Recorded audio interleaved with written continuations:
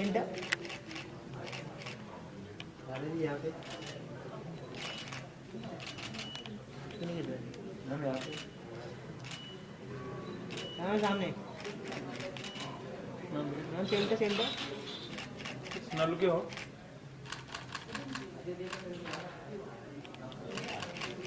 Centre centre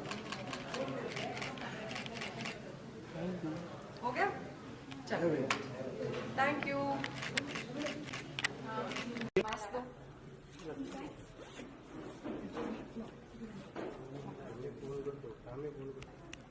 Do we have to be mic? हाँ.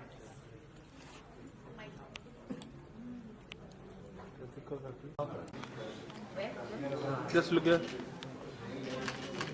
Wait, hold. Ma'am. Ma'am, look left. Shinoa. No, yeah? Here, ma'am, ma'am. Sorry. Thank you. Done, Ma'am, done. wait. Look here.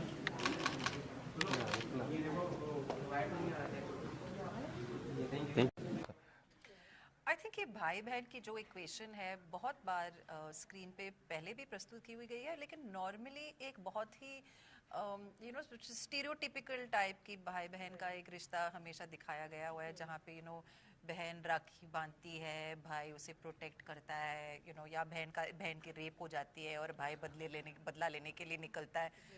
I think Lions gate और कुणाल खोली जी ने एक अलग तरीके से, एक नए नज़रिए से इस सेम रिलेशनशिप को इस बार इस तरीके से इस शो के दौरान प्रस्तुत किया है।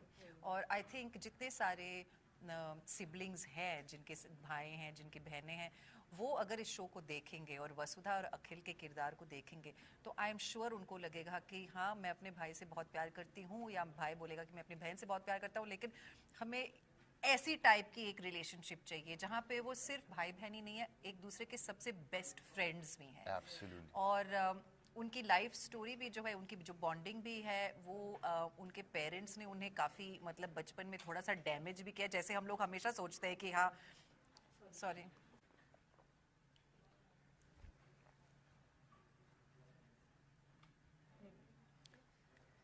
जब भी हमें अपने पेरेंट्स के बारे में शिकायत करनी है या उनका मजाक उड़ाना है, तो हम हमेशा सिबलिंग्स हमेशा एक दूसरे के बीच में ये करते, गैंग अप हो जाते हैं अपने पेरेंट्स की तरफ।